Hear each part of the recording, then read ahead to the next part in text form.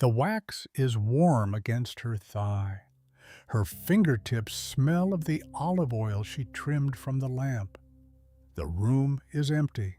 The men's hall beyond it is empty. The household sleeps. She does not. She is the only person in this house who will write today. The tablet is blank. The stylus rests in her right hand.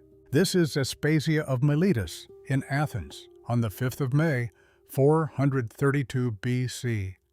By the time the sun sets, she will have argued rhetoric with Socrates, drafted half a speech for a politician she does not particularly trust, and walked through the Agora in defiance of every convention written for women in this city. She is not Pericles' wife. She is his teacher. Everything you have been told about this day is incomplete. Today, we decode the real one. Athens, in the spring of 432 BC, stands at the height of its power. The Periclean building program is in its 15th year. 6 months from now, the city will go to war with Sparta, and the long collapse of Athenian Empire will begin. No one in the city knows this yet. On the rock above the city, the Parthenon is in its 13th year of construction. The marble pediment is still being carved. The sound of chisels on stone has been background to Athenian life since the workers were children. The population of Attica is roughly 250,000. Of these, about 30,000 are full citizens. Women are not among them. Medics, the resident foreigners who keep the harbor working and the workshops busy, are not among them either. Aspasia is both. She is a woman and she is a medic, born in Miletus across the Aegean. By every legal measure that Athens recognizes, she has no political existence at all. She also has the ear of the most powerful man in the city. The strategos Pericles, 53 years old, has led Athens for nearly 2 decades. He returns to her house every evening. And in a house in the Kerameikos, a Milesian woman is already at her writing tablet, because she has 3 visitors arriving before noon and a decision to make about a play she has not yet seen. She eats standing, barley porridge, a spoon of honey stirred in, a splash of unwatered wine. The bowl is plain red clay. She finishes it in 6 mouthfuls and sets it back on the kitchen ledge. The household is waking around her now. A slave girl crosses the courtyard with a jar of water on her shoulder. Somewhere on the upper floor, a door opens and closes. The porter at the gate clears his throat, the same dry sound he makes every morning.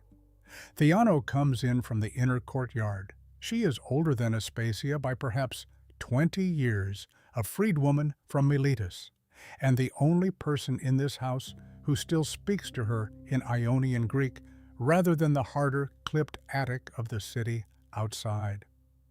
Theano sets a bronze mirror on the low table without being asked. Aspasia checks her reflection in the polished bronze.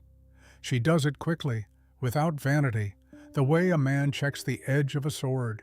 The hair is in order. The face is the face. She sets the mirror down. The wax tablet has come with her from the writing room. It rests on the low table now, beside the bowl she ate from. The surface is still blank. She has not yet decided which conversation she wants to have first. Theano speaks once, in Ionian, asking if she should send for more lamp oil. Aspasia answers in the same dialect. 2 words. The exchange takes less than a breath. It is the only conversation in this house this morning that no Athenian ear could fully follow. At the gate, the porter signals that the first visitor has arrived. He is barefoot, as usual. He is also the ugliest man in Athens, and he has come to argue with her about love. Socrates is 37 years old. He is not yet famous. The nose is already the nose. The bare feet are already the bare feet. He sits across from her on a low stool in the men's hall, and the household understands without anyone saying it that the men's hall is now her room. She has the question ready before he sits. Can a speaker who knows the listener's desire argue any case at all? He turns it over in his mouth. He pushes back. She pushes harder. The wax tablet is on her lap. The stylus moves in short, dry strokes, marking shorthand only she can read. His lap is empty. He never writes. The asymmetry is in the room before either of them notices it, and then neither of them does notice it because the conversation has carried them somewhere else. Somewhere above the Kerameikos, 2 streets away, the chisels are working on the Acropolis. The sound has been background to Athenian life for 13 years. It comes through the open courtyard now, the steady taps of stone being shaped into a god. Alcibiades arrives partway through. He is, perhaps, 18. He is already the most talked about young man in Athens, and he knows it. He sits in the corner without speaking. He does not look at Socrates. He looks at Aspasia. He watches her hand move on the wax. He watches her face when she frames a question Socrates cannot immediately answer. The tablet fills. The shorthand goes line by line down the wax. By the time the sun is high, the surface is dense with marks. By the time Socrates leaves, the sun is high. And on her writing desk, beside the tablet, there is a single rolled papyrus that arrived overnight. It is the text of a comedy performed at the Dionysia last week, in which she is named as the woman who started the Samian War. You've stayed with me this far, and I'm grateful. If this is the kind of history you want more of, hit subscribe and ring the bell, because the next one's already in the works. Now keep watching, because before this day ends, I'm going to show you that the most quoted speech in classical antiquity, the one every American president has borrowed from, was almost certainly not written by the man who delivered it. This is Decoded by Jack. She reads the comedy alone. The papyrus is short. The lines are sharp. The slander is specific. Aspasia runs a brothel that corrupts Athenian wives. Aspasia whispered the Samian War into Pericles' ear. Aspasia is a foreign whore who has unmanned the first citizen of Athens. She does not weep. She does not call for Theano. She does not write a response on the wax. She folds the papyrus once, sets it on the low table, and calls for her himation and an attendant. She is going to the Agora. She is going to consult a bookseller about a treatise on rhetoric. She is going to walk through the market at the hour when every Athenian in the city will see her do it.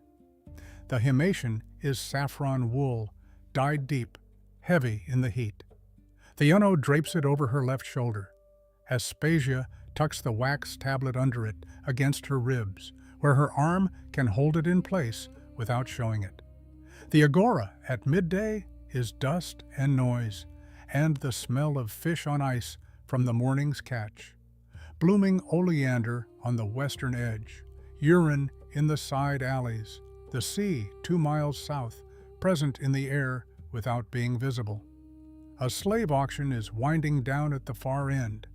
2 philosophers are arguing about something near the law court. A boy with a tray of figs calls out a price 3 times before lowering it. She walks at the pace of a woman who is not hurrying.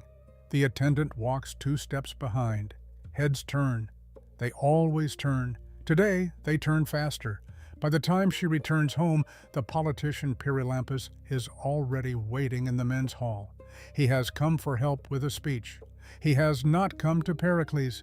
He has come to her. The lamp is lit early because the room faces east and the sun is already behind the house. The light is soft gold on the plaster wall. The air from the inner courtyard has cooled.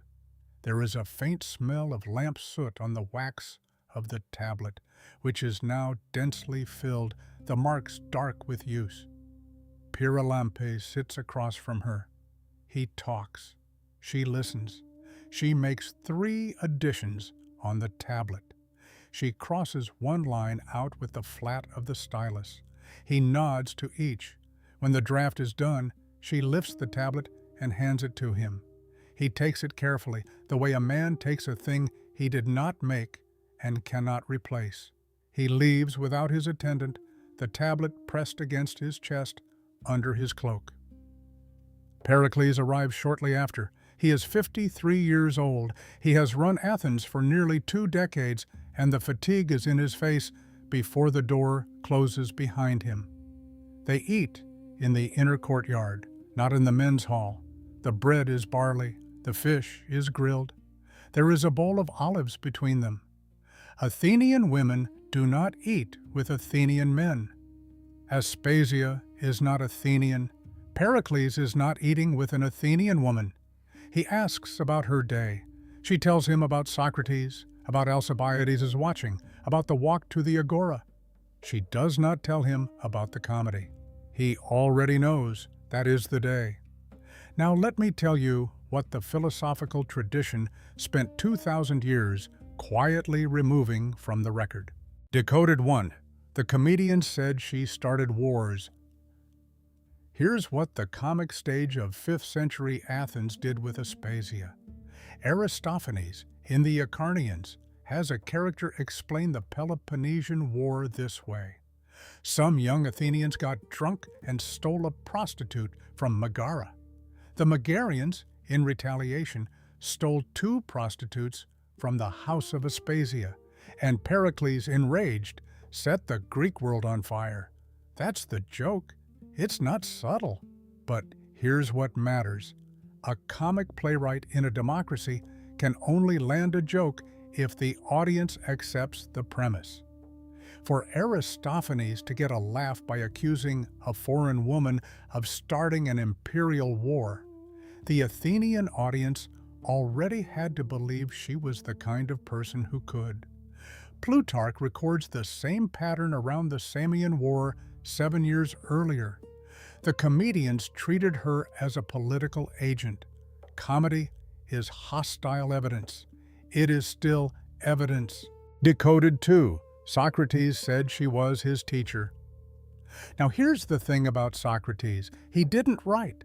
Everything we know about him comes through students, and 3 of those students, writing separately, recorded the same detail.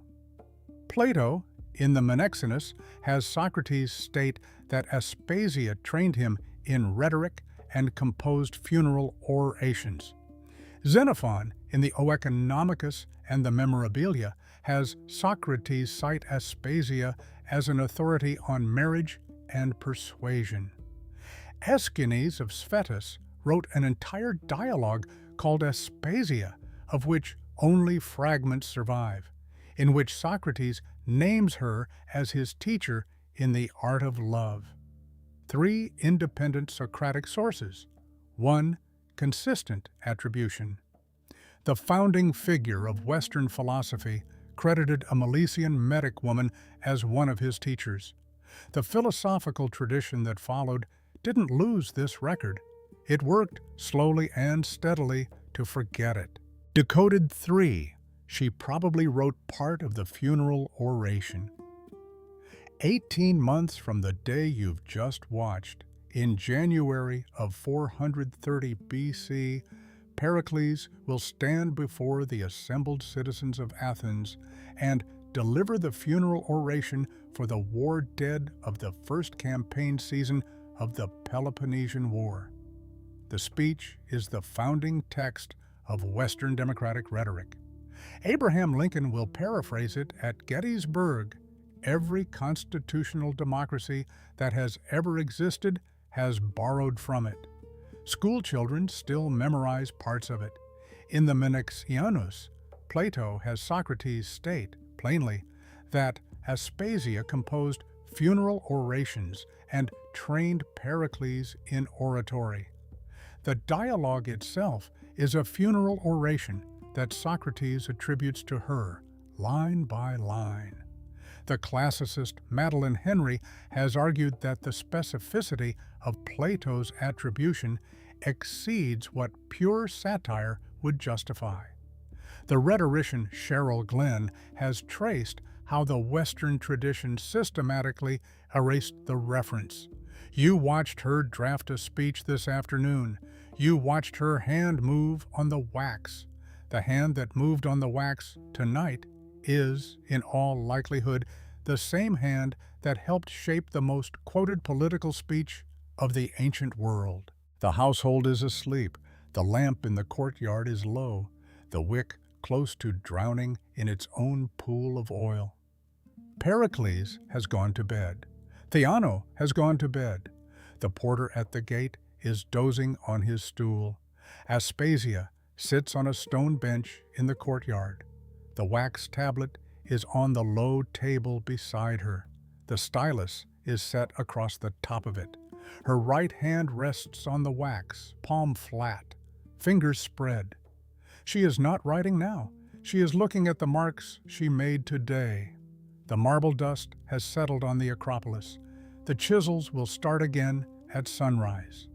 24 centuries from now, her name will survive in 3 places: a satirical comedy by Aristophanes, a Socratic dialogue by Plato, a footnote in a biography of the man she lived with. The speech she will help shape in 18 months will be quoted by Abraham Lincoln, paraphrased by every constitutional democracy that has ever existed, and attributed, without exception, to him. The tablet she worked on tonight will not survive at all. The wax will be scraped clean for the next day's work. The marks will be gone by morning, but the words on it will not.